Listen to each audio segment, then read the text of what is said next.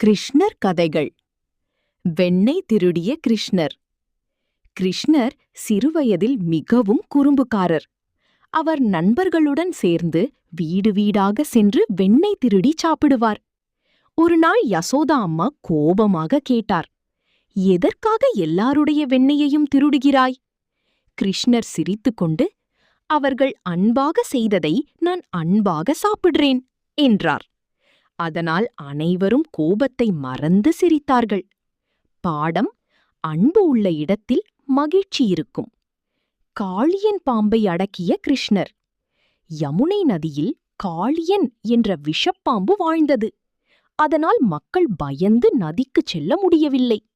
அப்போது சிறுவனான கிருஷ்ணர் நீரில் குதித்து அந்த பாம்பின் பல தலையின் மேல் ஏறி நடனமாடினார்.